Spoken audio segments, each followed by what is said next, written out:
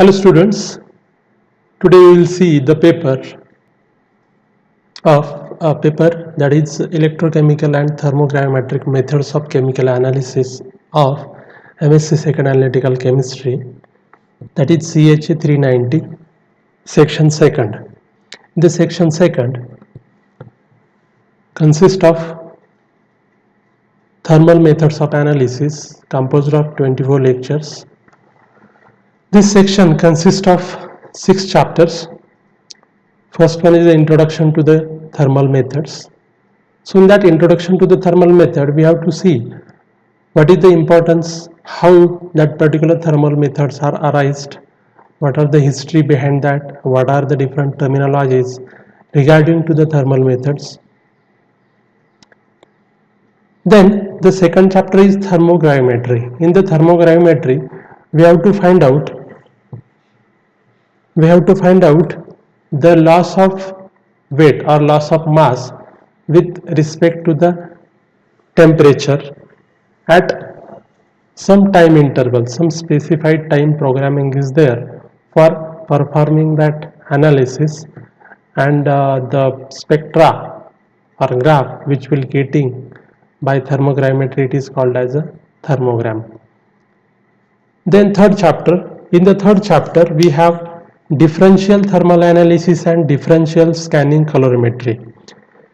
In the differential thermal analysis, it is the technique in which the difference in the temperature between the sample and a reference material is monitored against time or temperature, while the temperature of the sample in a specified atmosphere is somewhat programmed. The DTA curve is generally a plot of difference in temperature of sample versus standard. An endothermic event gives a downward peak. Okay, then in that differential scanning colorimetry means what? So the differential scanning colorimetry, it is the technique in which difference in the heat flow, that is power, to a sample and to a reference is monitored against time or temperature, while the temperature of the sample in a specified atmosphere is programmed. In practical way, the heat is supplied to a sample contained in a pan, and similarly to the reference in its pan. The DSC is of two types. First one is the power compensated DSC, that is the sample and the reference are heated by separate means, while the second one is heat flux DSC. In this technique, the sample and reference are heated from the same source, but from the same source, and we have to find out the difference between the temperature of these standard as reference as well as the sample, and we can get the analysis. Then the next one is the thermomechanical and dynamic mechanical analysis, that is the TMA and DMA. In the TMA, the deformation of the sample under non-oscillating stress is monitored against time or temperature, while the temperature of the sample in a specified atmosphere is programmed. Then next one is the DMA. DMA, it is nothing but the dynamic mechanical analysis. In this case, the storage moduli and loss moduli of the sample under oscillating load are monitored against the time, temperature or frequency of the oscillation, while the temperature of the sample is programmed in the specific atmosphere. In the fifth chapter, we have to see the simultaneous technique and product analysis. In the simultaneous technique, so there are various techniques they will combine. For example, TGA, DTA. So these techniques are called as hyphenated technique or simultaneous techniques. In this case, we have to determine simultaneously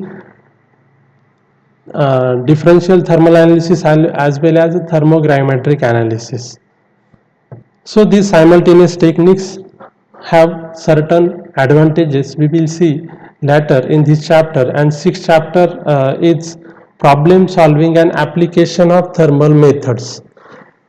So based on thermal methods, we have some numericals we will discuss in the sixth chapter. Now the first one chapter, that is introduction to the thermal methods. So the effects of the heat on materials have fascinated and benefited humanity since very earliest times. Even the observation is that fires and the burning process was both are pleasurable, and if uncontrolled we have got a painful experience. The use of fire to cook foods and of ice to preserve foods probably contributed greatly to the settlement and welfare of the early peoples, and cooking was perhaps the very first chemical experiment. The production of both organic and inorganic pigments by heating natural materials allowed the decorative arts to develop. The primitive apparatus dating from around 2500 BC is known, and the problem that arises with burning material and the damage caused by fire are frequently seen in early settlement. The alchemists were responsible for many discoveries, and their experiments in the synthesis and decomposition of natural artificial substances laid the basis for modern chemistry. Jabin ibn Hayyan wrote a book of furnace and a book of balance around 1800 AD, but we have no evidence that there is no combination of these. In studying the history of the material, we also come to realize the effects and aging has on their properties. Now look at the book wrote by the Jabin ibn Hayyan has two things to be explained in his book. One is associated with furnace and other is associated with balances, and the thermogrammetric or thermal method is the combination of these two. The modern students of chemistry or material science may well start his or her experimental study of object by observing the nature of the range of materials, their appearance, mechanical properties, and density, and may then choose to heat the material as a first item at a classification. A small sample heated in a test tube may undergo both physical and chemical changes and may alter in large number of ways, or it may be completely stable. For example, we cannot know what gases evolved without simple chemical test or physical measurements such as a spectrum. The need to use complementary analytical technique must be recognized throughout any investigation. In addition of some simple apparatus to determine accurately the temperature of the event and the control heating, or to measure color plus any change in the weight, or perhaps the extent of expansion or nature of the volatiles evolved, gives the great deal more information to the analyst.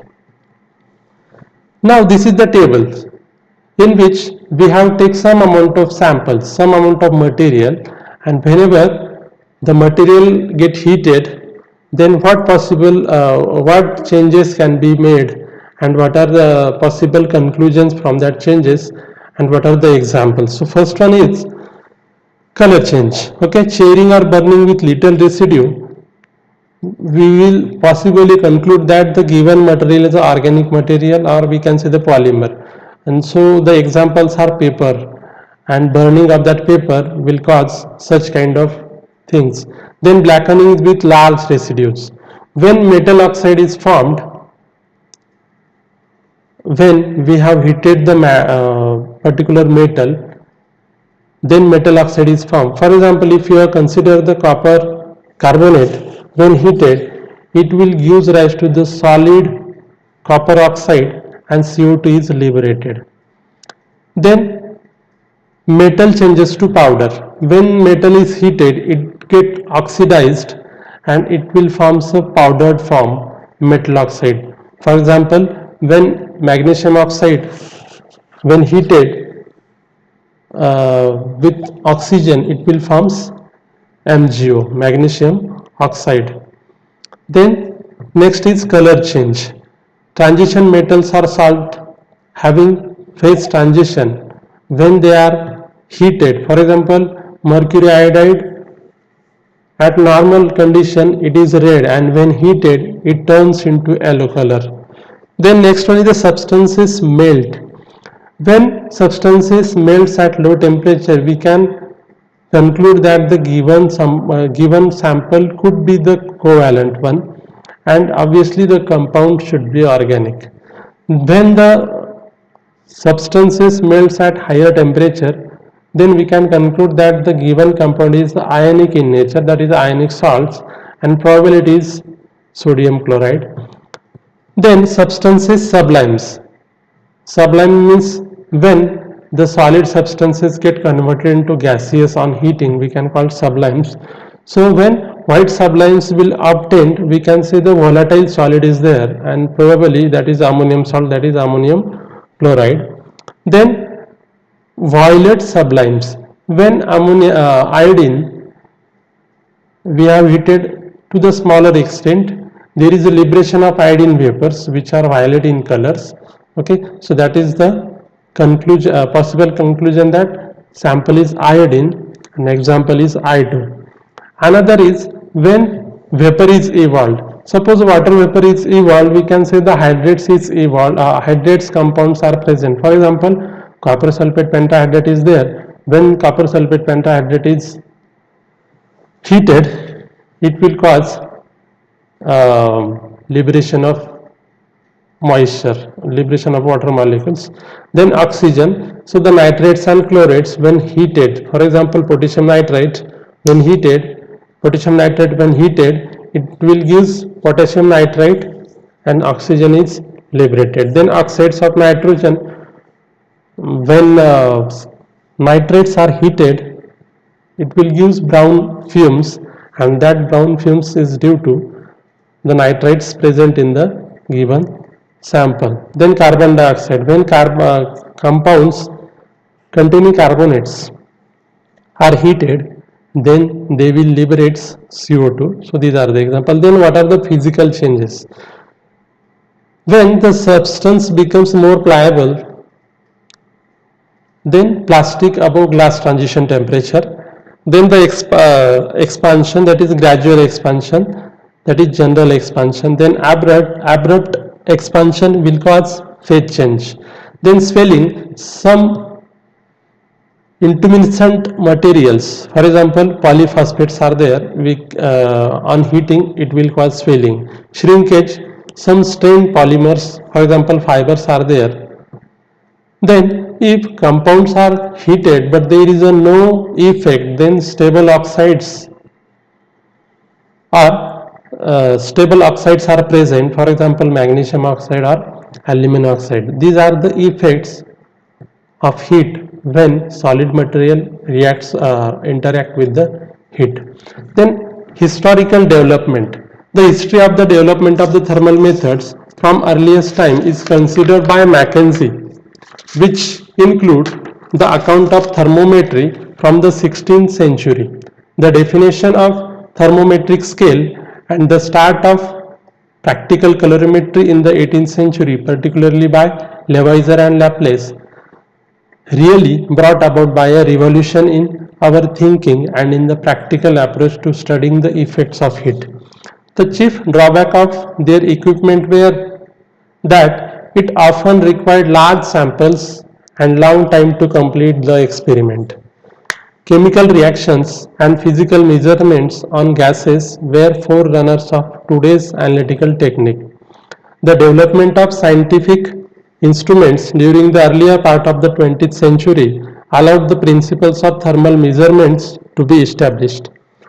For example, the measurement of coefficient of expansion of silica by Henning using an optical method led to the development of modern interferometric dialectometers, and the design of the thermobalance, especially by Honda, has led to the modern TG system. In the second half of the 20th century, vast improvements in the instruments, sensors, data acquisition, storage, and processing have been made, especially with the advent of microprocessors. The precision and the reproducibility of the modern instruments are high. The range of temperature of operation has extended together with the quality of temperature control. Then, what are the definitions? What are the different terminologies? So, the first one is the thermal analysis. So, the thermal analysis is a technique in which a group of techniques in which the property of sample is monitored against time or temperature, while the temperature of the sample in a specified atmosphere is programmed. The program may involve heating or cooling at fixed rate of temperature change or holding the temperature constant or any sequence of these. The adjective is thermoanalytical.